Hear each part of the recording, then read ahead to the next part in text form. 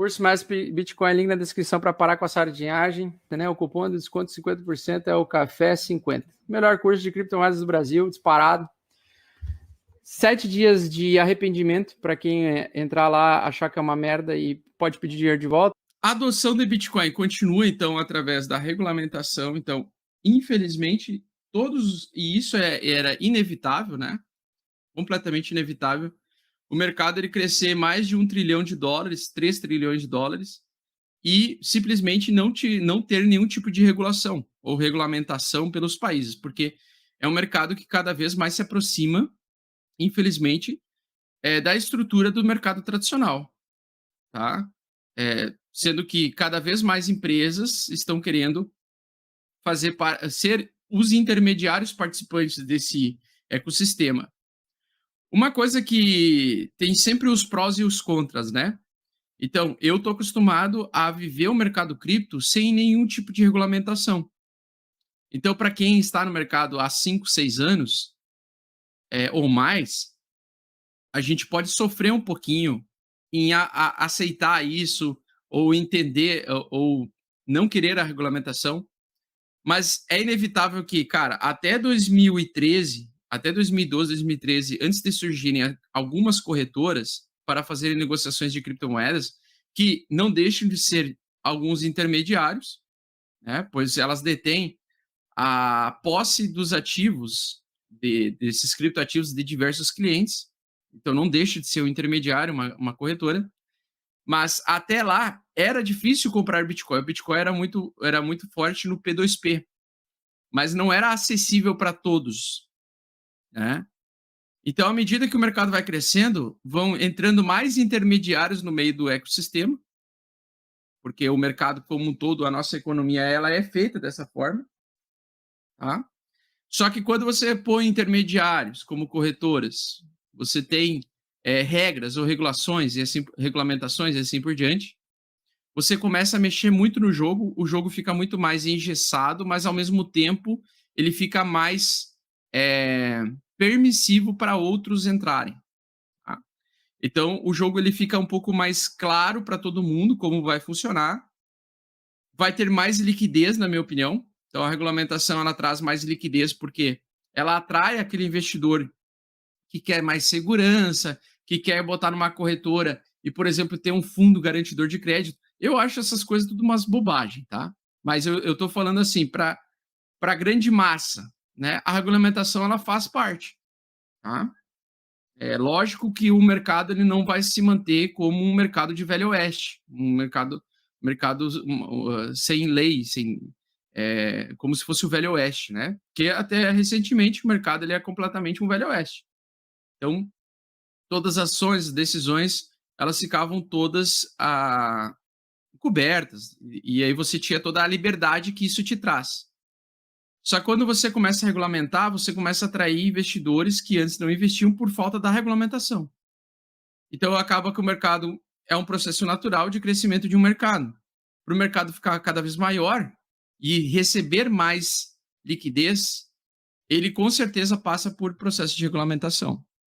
Quando eu estava em Dubai no ano passado, foi o país assim que mais eu vi pró-cripto, mais aberto a criptos que eu já visitei. Eu sei que tem El Salvador hoje é unanimidade no mundo, é onde o país está recebendo vários investidores de criptografia e é onde muitas pessoas têm interesse em investir lá, mas o que vai se passar agora, que na minha opinião vai evoluir para esse ano, é uma regulamentação completa do mercado cripto no mais diversa quantidade de países. Então, vários países vão regulamentar as criptos, já está acontecendo aqui no Brasil, já está em Dubai também. O próprio Biden aí deu a ordem executiva de criar vários mecanismos para a regulamentação das criptomoedas. Então, num primeiro momento, eu acho que o mercado ele pode ter uma queda, uma baixa, principalmente por pressão de vendedores dos participantes do mercado cripto antes das regulamentações começarem a acontecer, mas o que se sucede para o médio e longo prazo é uma continuação de entrada de investidores cada vez maiores e mais pesados nesse ecossistema do mercado cripto. Então, a gente está vendo que isso é inevitável, vai acontecer. Eu não gosto, tá? Para mim, não acho que tenha necessidade de você tornar uma coisa que foi uma ferramenta livre, que supostamente é para transformar as suas decisões monetárias livres, a forma como você guarda, armazena dinheiro e assim por diante, em uma coisa muito burocrática e que pode ter encheção de saco, com mais impostos em cima e toda essa pataquada aí, tá? Acontece que se em algum momento o mercado cripto ele ficar confiável o suficiente e, por exemplo, o Brasil adotar ela como também, ou várias cidades no Brasil, ou algumas cidades, algumas capitais adotarem Bitcoin como uma moeda de curso legal municipal, ou estadual, ou sei lá o quê, ou federal, enfim, o Brasil inteiro aceitando o Bitcoin. Se ele for considerado como uma moeda de curso legal, a gente não vai pagar imposto sobre a movimentação mais de bitcoins. Porque a gente paga imposto sobre a movimentação de bitcoins porque eles são considerados como um ativo, como um bem. Se ele for adotado como moeda futuramente, tá? Ele evoluir para isso em outros países, seja aí não só El Salvador, mas a Suíça inteira, Rússia, Brasil, digamos, tá? Só estou dando exemplos aí. A gente vai ter isso como uma reserva monetária. Então, isso seria uma condição em que você não paga imposto sobre isso. Tá? Isso seria, na minha opinião, uma evolução. A gente poderia ter o direito de usar como nossa moeda, como nosso bem, ao mesmo tempo, e a gente não precisa utilizar isso como, provar isso como se fosse um ativo, como se fosse, por exemplo, porque hoje o Bitcoin, o comportamento do imposto que a gente paga é sobre ganho de capital, ou seja, sobre um ativo especulativo, ou um bem como se fosse um carro, uma casa. Então, eu tenho um carro, eu tenho uma casa, eu tenho Bitcoin. Bitcoin se valorizou, meu carro se desvalorizou e a casa se valorizou. Então, se a casa valorizou, eu vender mais caro do que eu comprei, eu vou ter que pagar 15%, que é a diferença do valor.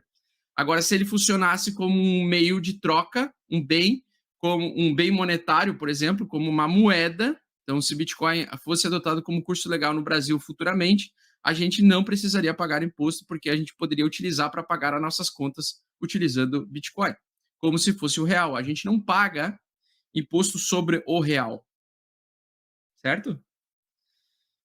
Bom, então isso é um processo natural para a gente ver o mercado continuar evoluindo.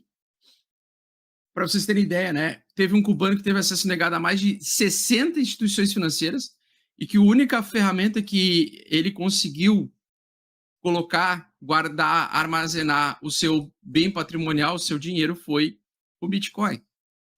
E o Bitcoin ele vai cumprir cada vez mais esse papel, sendo regulamentado ou não, em diversos países.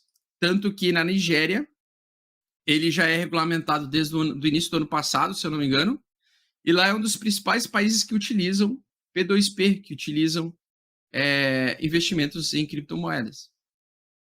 Tá? Outra coisa que foi positiva foi que o novo presidente da Coreia do Sul, ele é pró-criptomoedas e ele prometeu fazer um afrouxamento em relação à regulamentação, que lá é extremamente forte. Então, na Coreia do Sul, já há bastante tempo, acho que faz 2, 3 anos, que é extremamente forte. E isso aqui também vai acontecer, né? Primeiro, nós vamos ter uma mão mais pesada sobre a regulamentação em criptoativos. E eu acredito, né, que podemos ter dentro de líderes, alguns líderes políticos que podem surgir ao longo dos próximos anos, essa aceitação pró-Bitcoin ou pró-criptomoedas, revisitando sempre essas regulamentações. Talvez tentando torná-las mais brandas ou apertando mais elas. E, infelizmente, pessoal, o mercado cripto ele chegou a um tamanho em que o Estado vai querer se apossar e deter